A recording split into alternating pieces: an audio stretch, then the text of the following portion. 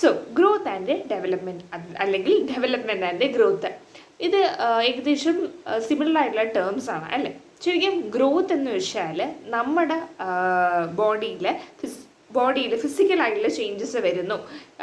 ഇപ്പം നമ്മുടെ ബോഡിയുടെ സൈസ്, ഹൈറ്റ് കൂടുന്നത് അല്ലെങ്കിൽ വെയിറ്റ്, ഇതെല്ലാം എന്താണ്, ഗ്രോത്ത് ആണ്. Which is measured in terms of centimetre, metre, അങ്ങനത്തെ കുറേ മെഷർമെൻറ്റ് യൂണിറ്റ് ഉണ്ട്.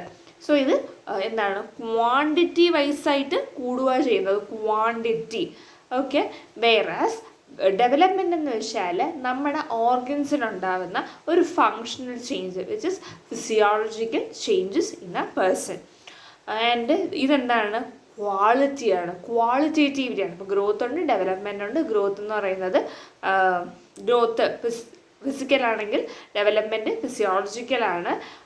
ഗ്രോത്ത് അവിടെ ക്വാണ്ടിറ്റിയിലാണ് ശ്രദ്ധിക്കുന്നത്, ക്വാണ്ടിറ്റി ആണെങ്കിൽ ഡെവലപ്മെൻറ്റിൽ ക്വാളിറ്റിയാണ് നോക്കുന്നത്. ഓക്കെ. ഇനി അടുത്തത് maturation. It's an increase in the competence and change in the behaviour. ഇപ്പോൾ നമ്മൾ ഭയങ്കര മെച്വേർഡ് ആയി എന്ന് പറയുന്നതിനർത്ഥം നമ്മുടെ സ്വഭാവത്തിനുണ്ടാവുന്ന ഒരു development, increase in the competence and change in the behaviour, നമ്മുടെ സ്വഭാവത്തിനുണ്ടാവുന്ന behavioural change and the ability to function at higher level. കുറച്ചും കൂടി ഒരു ഹയർ ലെവൽ തന്നാൽ പോലും നമുക്ക് സോൾവ് ചെയ്യാൻ പറ്റുമെന്നുള്ളൊരു എബിലിറ്റിയും കൂടി പറയുന്നുണ്ട്. Okay. So increase in the competence and change in the behaviour, നമ്മുടെ സ്വഭാവത്തിലുണ്ടാവുന്ന change and the ability to function at higher level. കുറച്ചും കൂടി ഹയർ ലെവലിൽ പോലും നമുക്ക് we have that ability to function. Okay. So ഈ പറയുന്ന ഗ്രോത്തും ഡെവലപ്മെൻറ്റും മെച്ചുറേഷനും ഒക്കെ നോക്കിയിട്ട് എന്തെങ്കിലും ഉപയോഗമുണ്ടോ എന്നാണ് ചോദ്യം. സോ ഒരുപാട് ഫങ്ഷൻസ് ഉണ്ട്, ഇമ്പോർട്ടൻസ്. അതിൽ ഒന്നാമത്തെയാണ് നമ്മുടെ ഗ്രോത്തും ഡെവലപ്മെൻറ്റും നമുക്ക് അസസ് ചെയ്യാനായിട്ട് പറ്റും, to assess the growth and development. രണ്ടാമത്തത് to detect various deviations from the normal growth and development. ഇപ്പം ആദ്യം നമുക്ക് നോർമലായിട്ടുള്ള ഗ്രോത്തും ഡെവലപ്മെൻറ്റും ഉണ്ടോ എന്ന് കണ്ടെത്താനായിട്ട് ഹെൽപ്പ് ചെയ്യും. രണ്ടാമത്തത് എന്തെങ്കിലും തരത്തിലുള്ള വ്യതിയാനങ്ങൾ അല്ലെങ്കിൽ വ്യത്യാസങ്ങൾ ഉണ്ടോ എന്ന് തിരിച്ചറിയാനായിട്ട് ഈ പറയുന്ന അസസ്മെൻറ്റിലൂടെയും ഈ ഒരു ഗ്രോത്ത് ഡെവലപ്മെൻറ്റ് ചെക്ക് ചെയ്യുന്നതിലൂടെയുള്ള ഉപയോഗങ്ങളിൽ വരുന്നതാണ്.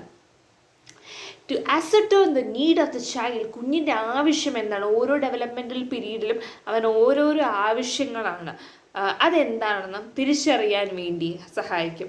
And teach the parents and guide dum, അവരെ ഒന്ന് ഗൈഡ് ചെയ്യാനും ഹെൽപ്പ് ചെയ്യുന്നുണ്ട്.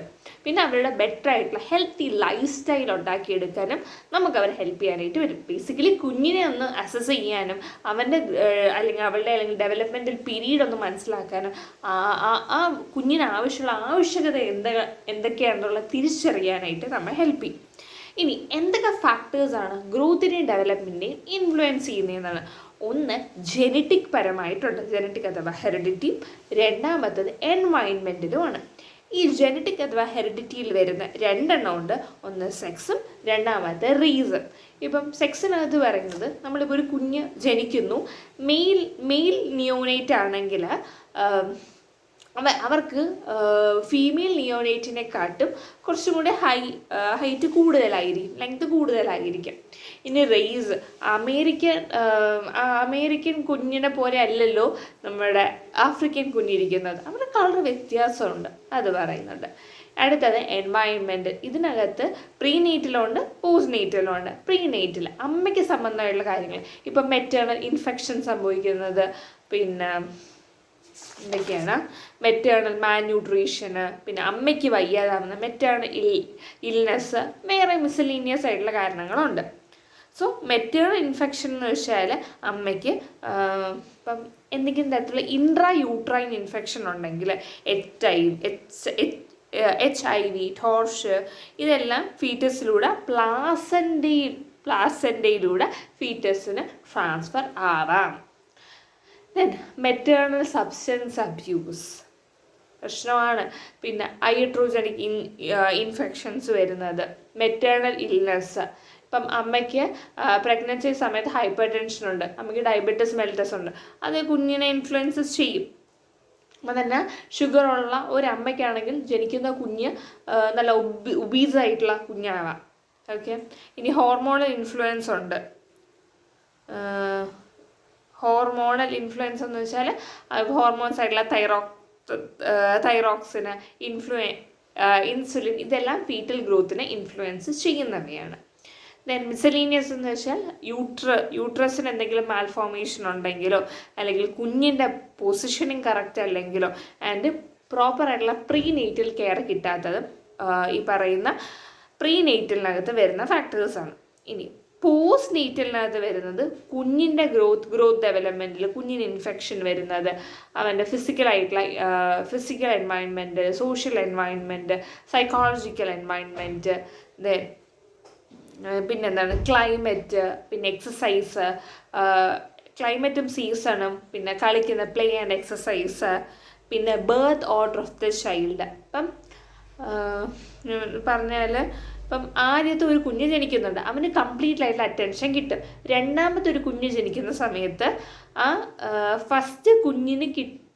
ഫസ്റ്റ് കുഞ്ഞിനോട്ട് ആ ഒരു അറ്റൻഷൻ പോവാതെ സെക്കൻഡ് കുഞ്ഞിലായിരിക്കും അറ്റൻഷൻ കൂടുതലും പോകുന്നത്.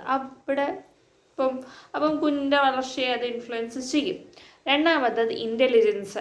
പൊതുവേ ഇത്തിരി ഇൻ്റലിജൻ്റ് ആയിട്ടുള്ള കുഞ്ഞുങ്ങളാണെന്നുണ്ടെങ്കിൽ അവരുടെ എൻവയൺമെൻറ്റുമായിട്ട് അവർ പെട്ടെന്ന് അഡാപ്റ്റ് ആവും, അവർ അഡ്ജസ്റ്റ് ചെയ്യും. പക്ഷേ ലോ ഇൻ്റലിജൻ്റ് ആയിട്ടുള്ള കുഞ്ഞുങ്ങളാണെങ്കിൽ അവർക്ക് എൻവയൺമെൻറ്റുമായിട്ട് അഡ്ജസ്റ്റ് ചെയ്യാൻ പറ്റത്തില്ല, അവർ പെട്ടെന്ന് ഇറിറ്റബിൾ ആയിരിക്കും, അങ്ങനത്തെ ഫീച്ചേഴ്സൊക്കെ കാണിക്കും. സോ എല്ലാം ജസ്റ്റ് ഒന്ന് പറഞ്ഞു പോവാം. നമ്മുടെ ഗ്രോത്തും ഡെവലപ്മെൻറ്റും പറഞ്ഞു. ഗ്രോത്ത് എന്ന് വെച്ചാൽ ഫിസിക്കലാണെങ്കിൽ നമ്മുടെ ഡെവലപ്മെൻറ്റ് എന്ന് വെച്ചാൽ ഫിസിയോളജിക്കലായിട്ടുള്ള ചേഞ്ചസ് ആണ്. ഗ്രോത്തിനകത്ത് ക്വാണ്ടിറ്റിയാണ് പറയുന്നതെങ്കിൽ ഡെവലപ്മെൻറ്റിനകത്ത് എത്ര ക്വാളിറ്റി എന്നാണ് ഡിസ്കസ് ചെയ്യുന്നത്. പിന്നെ മെച്യൂറേഷൻ പറഞ്ഞു, അതിന് ഇമ്പോർട്ടൻസ് എന്തൊക്കെയാണ് ഇമ്പോർട്ടൻസ്, കുഞ്ഞിൻ്റെ growth and development, to assess the growth and development, to detect various abnormalities and deviation from the normal growth and development. അതിൻ്റെ പുറമെ to plan and provide holistic care and provide healthy lifestyle, ഒരു healthy lifestyle provide ചെയ്യുന്നുണ്ട്. ഇനി എന്തൊക്കെ ഫാക്ടേഴ്സാണ് നമ്മുടെ growth and ഡെവലപ്മെൻറ്റിനെ influence ചെയ്യുന്നത്? രണ്ടെണ്ണം ഉണ്ട്. ഒന്ന് ഹെറിഡിറ്റി ഉണ്ട്, രണ്ടാമത്തത് എൻവയൺമെൻറ്റും ഉണ്ട്. ഹെറിഡിറ്റിക്കകത്ത് വരുന്നതാണ് സെക്സും, രണ്ടാമത്തെ റേസും. ആൻഡ് എൻവയൺമെൻറ്റിനകത്ത് വരുന്നതാണ് പ്രീനേറ്റലും പോസ്റ്റ് നേറ്റലും. പ്രീനേറ്റൽ അമ്മയ്ക്ക് മെറ്റേണൽ ഇൻഫെക്ഷൻ വരാം, പിന്നെ മിസ്ലീനിയസ് ആയിട്ടുള്ള കാരണങ്ങൾ, hormonal influence, then maternal illness, maternal malnutrition വരുന്നുണ്ട്. പോസ്റ്റ് നേറ്റൽ ആണെങ്കിൽ എന്താണ് ഫിസിക്കലായിട്ടുള്ള environment, psychological environment, then social environment, പിന്നെ പ്ലേ ആൻഡ് എക്സസൈസ്, അവൻ്റെ climate and season, then second child over the first child, പിന്നെ in terms of intelligence, then growth potential, nutrition, then cultural influence, നമ്മുടെ traditional ആയിട്ടുള്ള beliefs, ഇത്രയും കാര്യങ്ങളൊക്കെയാണ് ഇവിടെ നമ്മൾ first സെഷനിൽ പഠിച്ചത്. Okay, so see you in the next session.